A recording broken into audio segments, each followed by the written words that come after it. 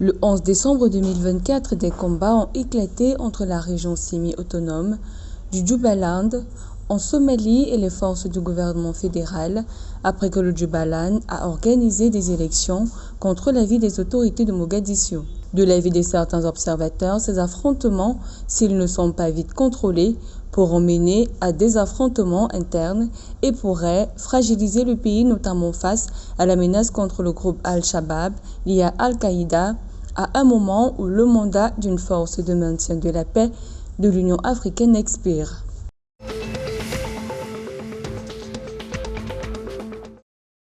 En Éthiopie, le Premier ministre éthiopien Abiy Ahmed et le président somalien Hassan Sheikh Mohamud ont signé la déclaration d'Ankara le 11 décembre 2024 lors d'une réunion trilatérale organisée par le président turc Recep Tayyip Erdogan à Ankara. Les deux dirigeants ont ainsi convenu de travailler en étroite collaboration pour finaliser des accords commerciaux mutuellement avantageux par le biais d'accords bilatéraux. Ils y comptent aussi des contrats, des baux et des modalités similaires qui permettront à la République fédérale démocratique d'Éthiopie de bénéficier d'un accès fiable, sûr et durable à la mer et depuis la mer sous l'autorité souveraine de la République fédérale de Somalie.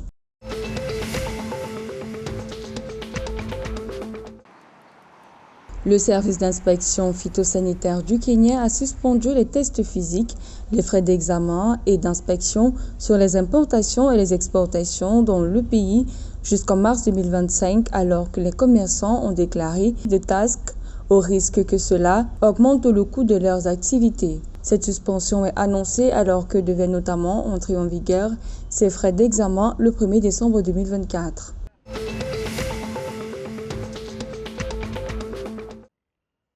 La Tanzanie et l'Union européenne ont le 11 décembre 2024 réaffirmé leur engagement à renforcer la coopération économique en mettant l'accent sur le commerce et l'investissement comme moteur du développement durable. Ce réengagement intervient après la tenue d'un dialogue de haut niveau le mardi 10 décembre 2024 sur les stratégies visant à approfondir leur partenariat.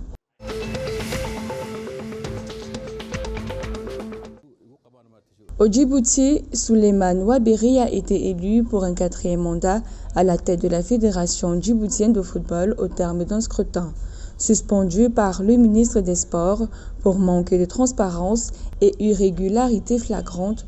Le processus électoral de la FDF a bénéficié du plan soutien de la CAF et la FIFA pour être mené à son terme. Le 9 décembre, la commission électorale a donc célébré la réélection de Souleymane Ouaberi, qui avait pourtant démissionné de son poste de président en mars dernier.